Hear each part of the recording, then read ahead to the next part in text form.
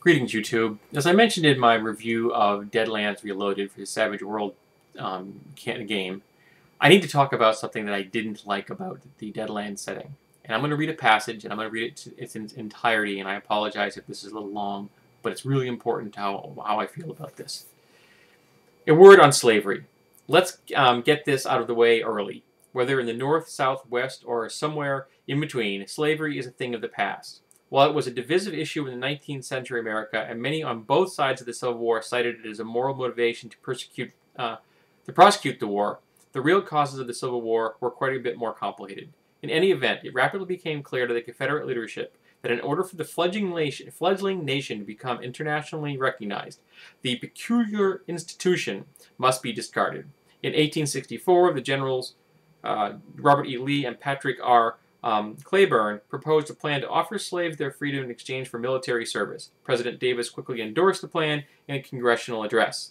This helped convert the British Empire's passive sympathy towards the Confederate cause into formal recognition of its independence, and French Emperor Napoleon III soon followed suit. In exchange for the aid of England and France in breaking the Union blockade of the southern ports, and an agreement with England to fix the Confederate dollar to the British pound at a very favorable rate, the British asked the Confederacy to abolish slavery altogether. The Davis administration complied, and on April 9th, 1865, all slaves in the Confederate States of America were freed. Fearful of losing the moral high ground and naturally anti-slavery himself, United States President Abraham Lincoln quickly followed the earlier Emancipation Proclamation, which only abolished slavery in the states in rebellion against the United States, with the proposed 13th Amendment to the Constitution of the United States, which would end slavery in America. The amendment was ratified by the end of the year.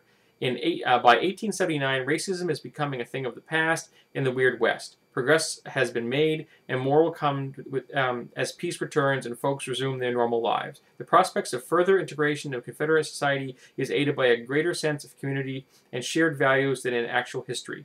Circumstances are similar in the North, just as in the real West, folks are willing to overlook the color of a person's skin in favor of the content of their character. Bottom line, just as in our own lives, bigoted and outright racist attitudes are the province of villains and the shamefully ignorant. Now that's clear, let's get back to your character's amigo. Okay. To say that I was deeply offended by this passage would be a vast understatement. I have never been as offended by anything I have ever read in a role-playing document in 32 years. And I own a copy of the game Reichstar, which is about the fact that the Nazis won the war, expand into the universe, and subjugate alien races. And that game isn't as offensive as that passage. Let me make this perfectly clear. Slavery was the central issue in the Civil War. The Southern states said that they were trying to get states' rights, and they were. Ironically, however, some of the constitutions that they wrote for the Southern states that seceded from the Union had fewer state rights than they had prior to succeeding. But one of the rights they wanted to defend, one of the rights they were willing to kill and die to support, was the right to buy and sell human beings like they were livestock. The CSA, the Confederate States of America, was an absolutely morally bankrupt institution from the moment it was created to the last single vestige of it when it was thankfully wiped from the face of this planet. I was stunned when I read this. It made me physically ill. So, I don't like the Deadlands setting.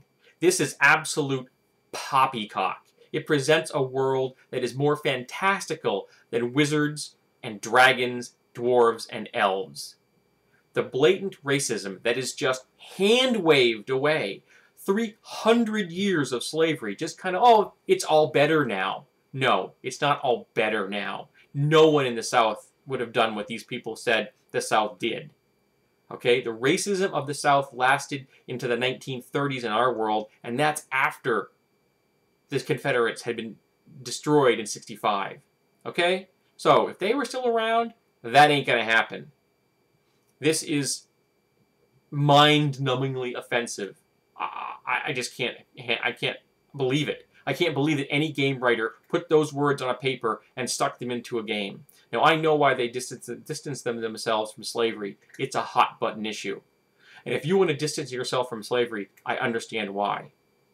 But don't base your game in a setting where slavery is the key feature of a war. That's how you distance yourself from slavery. And the only plot line in any game that would make any sense would be the absolute and total destruction of the CSA. So if you want to use this setting to run a Weird West game, go for it. It's well worth your time and effort. But I would not run this setting as it is. I don't even want to read it again. I don't want to look at this setting again. It makes me that ill. I'm just stunned. People are probably going to get outraged about this, but my feelings about the CSA have been made clear in the past on this channel, and I don't want to see this in a gaming product, not in something that people read and use for entertainment.